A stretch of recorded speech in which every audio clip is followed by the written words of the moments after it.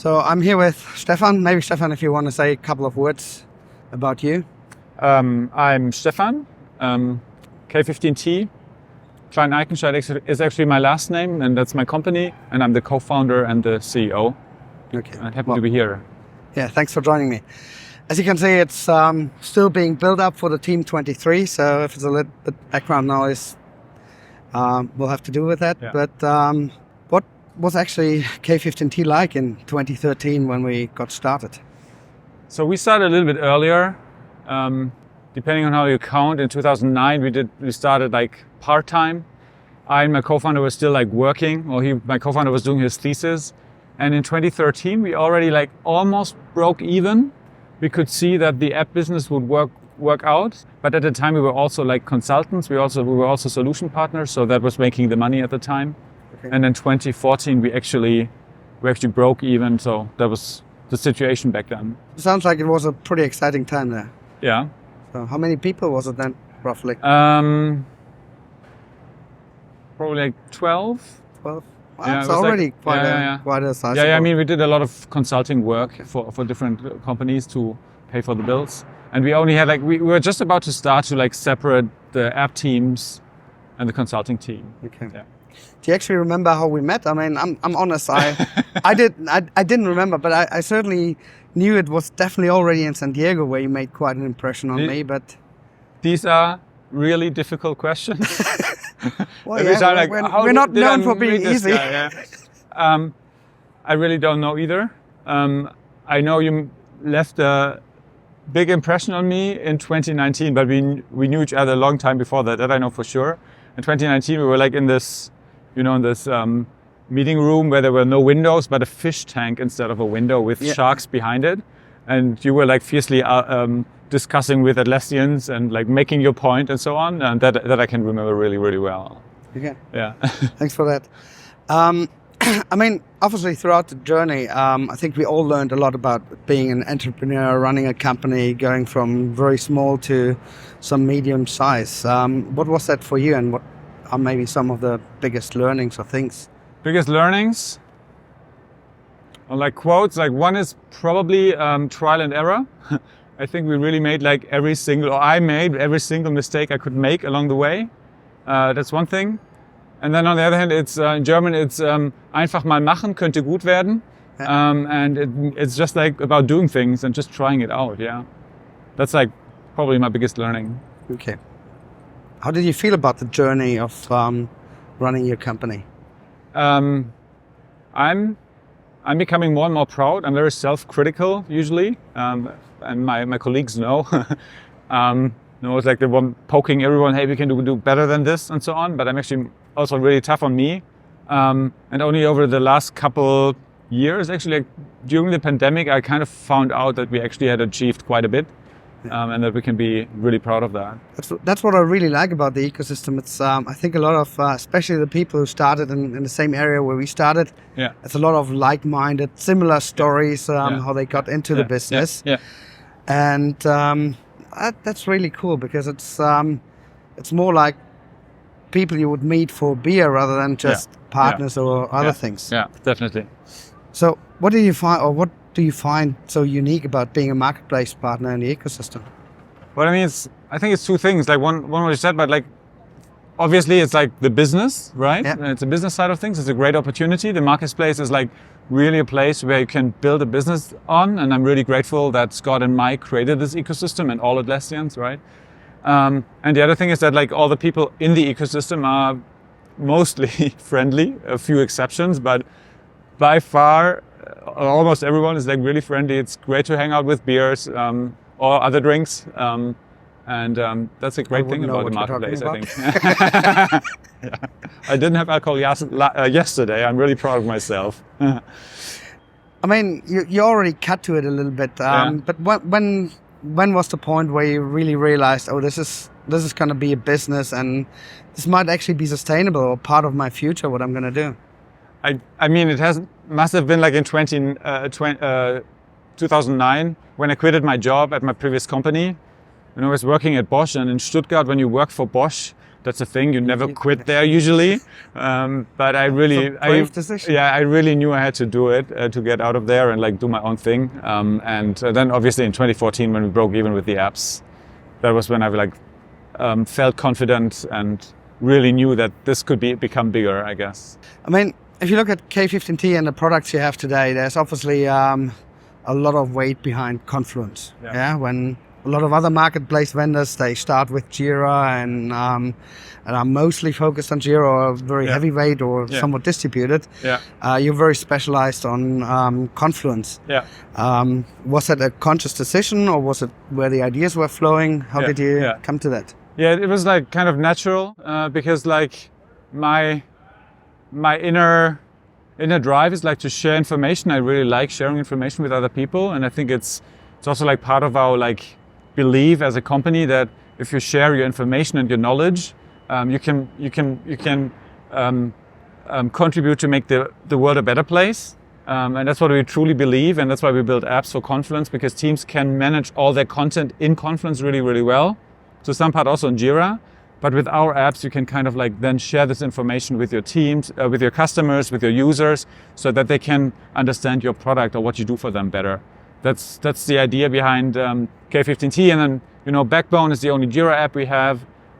That's also kind of along these lines, because it also helps like teams to work better together across companies. Yeah, that's interesting, and I mean we use your apps as well, so I know what you're talking about, and I actually also know how hard it is to. I mean, it's not that I don't want to share information, but if there's a lot of friction, then it makes it so much harder to be proactive about things, and I think that's where your apps really help. It should go like that. Like if you work together in Confluence, the collaboration Confluence usually works quite well. I think we see customers struggling with that as well. But then like publishing it should be really, really easy. And if you have to copy paste it into a CMS or something like that, that's not what you want to have, right? Yeah. By far not. In Resolution, when we started off, actually in our past history, we did a lot of professional services and consulting. But when we started on the marketplace, for us, it was a relatively conscious decision to not do that and just focus to being vendor. Quite frankly, because I was sick of professional services, day rates and all of that. And you had probably the funding to do that because of being a consulting company before, I guess. And that's where the next question leads to. You obviously started with both consulting and marketplace, as you said, like most marketplace vendors actually have. But you sold off the consulting division recently. Why? I mean, what was your thoughts behind it? Peace of mind. Same as how you started. I didn't know it back then, and we were young and needed the money. So we did that just to fund the company really at the beginning. And then that might be a quote that follows you for a long time. You were young and needed the money. Yeah, so exactly. There might be some memes coming around with that. Yeah, definitely. We broke even in 2014, as I said, with the apps. So we had great customers. We had great people on the team who were consultants, who liked being consultants. So we didn't tore it down right away. And it took us 6-7 more years to finally came to the point where we said, look, it's not what we can do really, really, really well. And that's why we teamed up and sold the solution partner business to Scandio. And it's really peace of mind for myself. It's like being able to focus what I always wanted to do is really great. Yeah, and I mean, doing products I always find absolutely amazing because it scales so much better and it's in some ways a lot tougher because you need to have the right ideas and execute well at the right time. Also, the great app at the wrong time doesn't really help either. But once you figure that out, or in a lucky position to have that, then it's a much more amazing business than the consulting business. If you could start over again, what would you do again? What would you maybe not do again? You mean like advice for people who start now, or I don't know? Take it like you like. All in all, it turned out quite well. So like doing all those turns and doing the stuff that didn't work out, it all helped us learn. So I'm kind of fine with that. What not to do? Well, generally, like I would make my mistakes earlier and faster and learn from that earlier. But all in all, I'm quite fine how it worked out. Do you feel like you've done a lot of mistakes twice, or is it just Yeah, that's like the saying, like do a mistake once, okay. Do a mistake twice, welcome to the real world. Do a mistake 100 times, welcome to software development, right? I didn't know that, to be honest. Yeah, we probably made mistakes a couple times, but I think what we could have done better is like act earlier on the mistakes. I'm kind of like pretty like try to find out and make things work, even if it's clear that it doesn't work out with people, for example. Yeah. But then I think it's also for the culture. It's important in the company. We're not like giving up easily on people and try out different things for them. But sometimes I should have known earlier. But then we just tried out, and I think it was also good for us in the end to learn well. Yeah, I think, but I can totally relate to that because I think I would say the same about myself. Yeah. And I think it's hard to find a balance between giving someone a real fair chance. Yeah. Yeah, and some of the people where I even had very tough conversations in the meantime, I was like already putting the notice on the table, and if you don't stop this, it's not going to work out. Yeah. They turned out great in the end.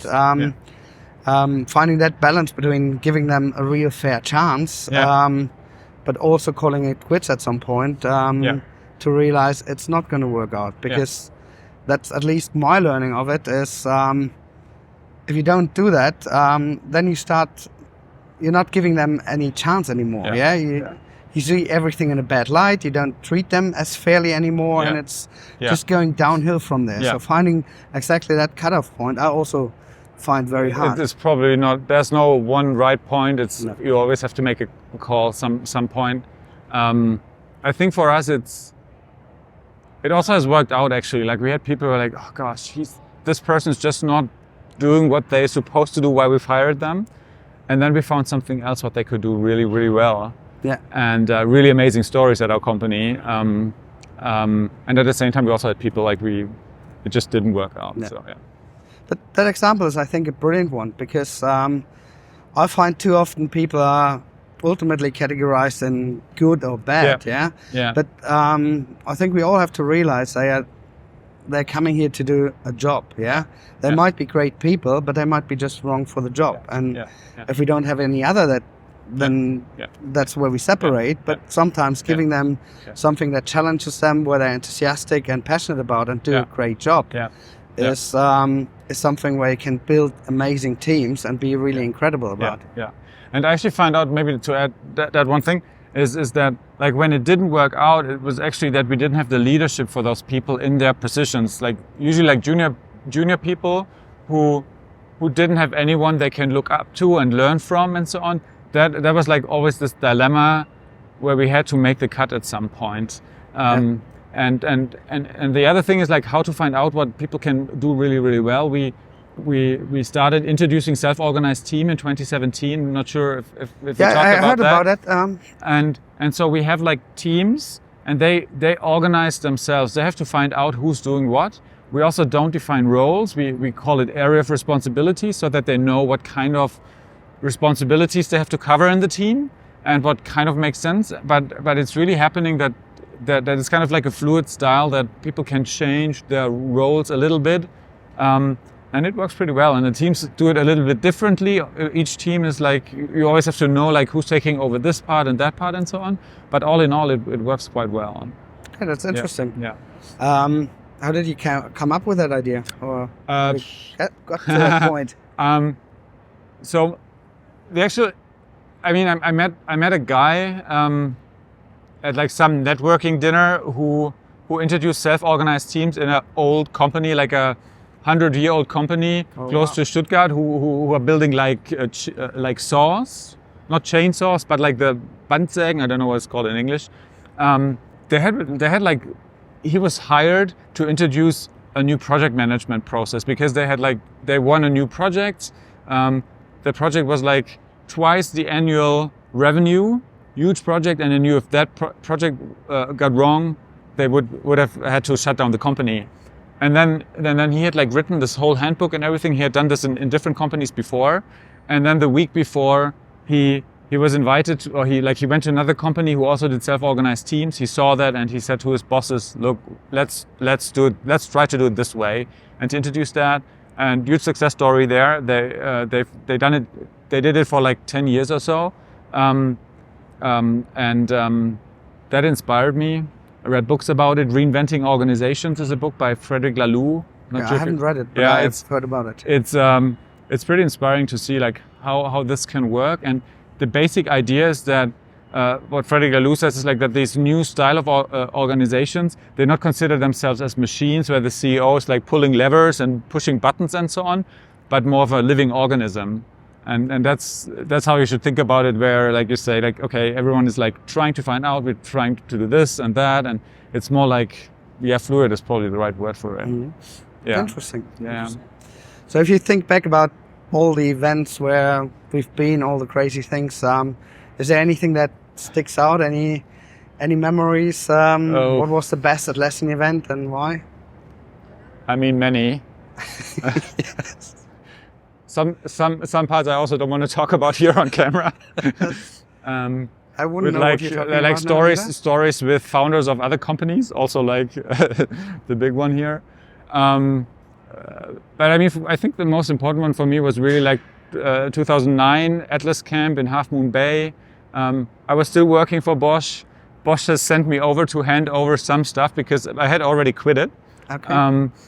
Sent me over here to California because we were working together with a department there. And then they would let me stay another week. And in that week there was Atlas Camp. And I went there and there was like Scott and Mike and all the dinosaurs. Like, you weren't there at the time, but you're also a dinosaur almost, right? That was kind of memorable. Like, on a camp, we were sitting on a campfire and people were playing werewolf, and I don't know, it was more like a school excursion or something. Yeah, that sounds like a very fond memory. Yeah. Was it actually easy to start in 2009 selling plugins? It must have been before the marketplace was really there. I mean, if I'm just from my side, we developed the SAML plugin because I was sick of having to log in all the time. Yeah. So we did it for ourselves. Then we looked at, there's a marketplace. Yeah. Thought, okay, let's put another 3-4 weeks into the plugin that you can actually upload it there, put it there, and then people started to buy it a couple of weeks later. Yeah. So I would love to tell the story the other way around. I had the foresight, this is going to be amazing, and that's why we put it there. Actually, the more real story is we put it there. People started to buy it, and I realized, I mean, to get it there, the thought was, if we have the problem, other people might have it too, so let's upload it there. But to be truly honest, if that wouldn't have been so easy with Atlassian doing all the transactions, essentially, people can download it, pay for it, etc. I'm pretty sure we would have never done it. This business as such wouldn't exist. But you started in a time where none of that convenience factor was there. Yeah, I mean, the story of K15t and the Scroll apps is actually a lot older. So, and I also don't know if I told you, like I started using Jira in 2002. This was my first job after uni, 3 months in or so. And we needed a bug tracker. And I thought, well, we're obviously going to use Bugzilla. But my boss found out this tool on the internet called Jira and asked me to install it and run it for the team. Then I switched jobs. Also introduced Jira there, also Confluence when it came out in 2004, and we put all our documentation in there for my team. And we were developing a internal software with an API to connect like systems, like a provisioning system, basically. At some point, like, we had an external vendor who also should like connect to our API, and my boss said, just export it to PDF and email it to them. And the thing was there was no PDF exporter for Confluence in version 1 dot something, right? And then, that was like where the idea was born, really. And our MVP was a consultant who copy-pasted everything into a Word document. That was where the idea was born. And then it took another 4 or 5 years until we finally get this. Like I met my co-founder Tobias a little bit later, like 2 or 3 years later. We started developing it, like in the Christmas holiday, I can remember. Then we set it apart for a year. Next Christmas holiday, we continued and so on. And we finally released it in 2009 and thought, well, somehow this must work. Work for Atlassian, should work for us as well, right? Yeah. It didn't really. We sold very few licenses at the beginning. It was complicated with the transaction handling and so on. And the reason to like quit the job at Bosch was actually not that we sold a lot of licenses, but we got like requests from 2 big German companies who wanted to have like customizations of the product, and that made me quit my job at Bosch. And then of course we went into consulting later on because the money it sounded like a lot of money what we got in those customization project, but it wasn't as much. And that's how we did that. And then like the marketplace came around, and then it really like it took off. That was really helpful for sure. Yeah, I mean. And then like also the thing is like the scroll apps are not like, and especially the exporter is not this. It's not like mission critical, and we're kind of in a niche. But it's also interesting to be in a niche because then you can like really focus on something and you don't have as many competitors. It's not, that's also quite interesting. Yeah. Yeah.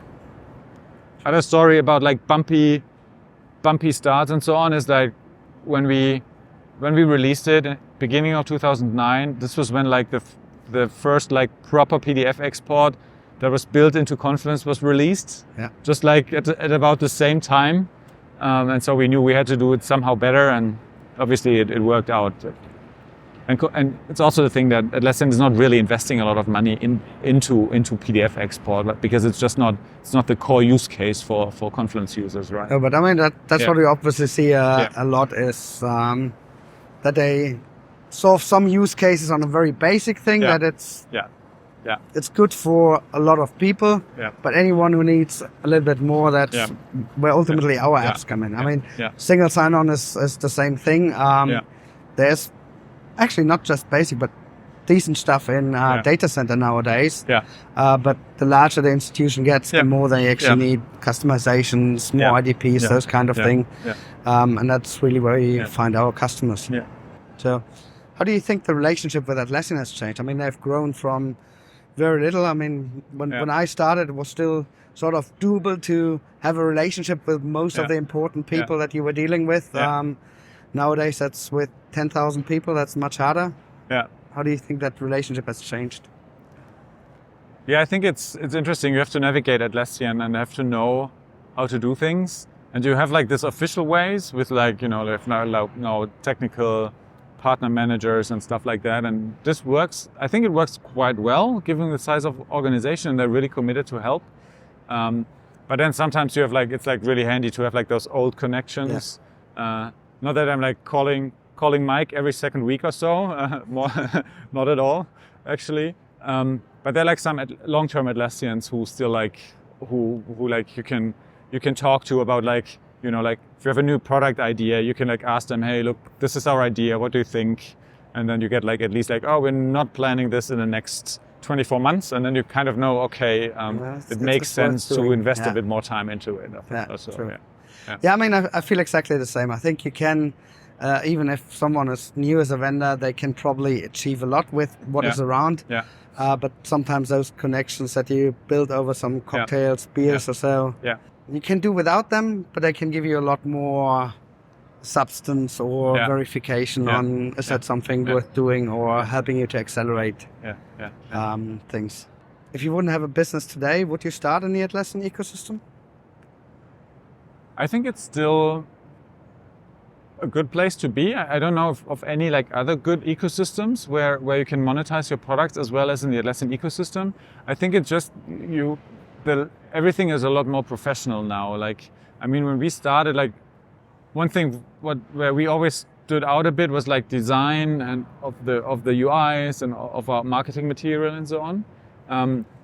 Now everyone is like at this level, so it's really hard to kind of like differentiate. What differentiated you before is now sort of the base. That's the standard, exactly. So and also like, I mean, all the mistakes we made really, like with UIs, we spent so much time sometimes building stuff that hardly any user would use eventually, you need to be more professional in like across the board, and we could try. And then back then there was more time to trying out and making mistakes. I think that's probably a mistake. The difference now. But I mean, you can tell there's still like lots of people who start businesses now in the ecosystem, and works quite well. Yeah.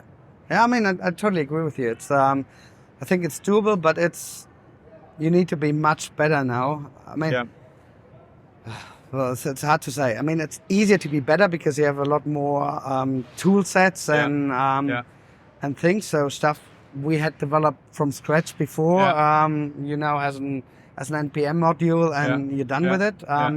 So to get to that base level is easier than it was in the past days. But at the time when we started, the marketplace was empty. You could get visibility to virtually any idea. I think now that's much harder. So just making the 23rd version of a plugin that's already successful isn't what's going to be successful. So you really need to have I always like to call it a problem to solve. So something that really solves the problem, that someone is willing to pay money for to get it solved, and is actually looking for a solution. And I think especially the last part is important, because there are lots of nice add-ons, even one or two of ours, which are in the category, once you talk to people and explain it to them, they are like, oh, that's a great idea, let me try that. But I would never be inspired to go looking for it. So if people are not actively looking for it, then it makes much harder to do the marketing. And so inspiring the ideas in someone's head, oh, I need this, is much harder than just being found when they're looking for a solution. By the way, can I make a plug? We have like this information hub. It's called for app developers. It's available under k15t.com/abc. Maybe we can link it in the description, and we share some information like about what we've learned along the way. You should plug it more often, because I did not know that. It's very new. I usually know those kind of resources. It's very new. It's also part of like this whole idea of like sharing information and knowledge with others, and it's very new. Yeah, that's also what I like about the ecosystem, because most marketplace vendors have some kind of things that they share, be it either by open sourcing things, libraries or that stuff, or doing learnings or those kind of sessions. So that's pretty cool, and that in an environment where you actually sometimes compete with each other, and finding that balance, I think most ecosystems don't get right, and I think that's something very special what Atlassian has built there, and the people around it. Definitely. I actually have a meeting at 11. That's all right, then let's finish here. Yeah. Thanks a lot. Thank you.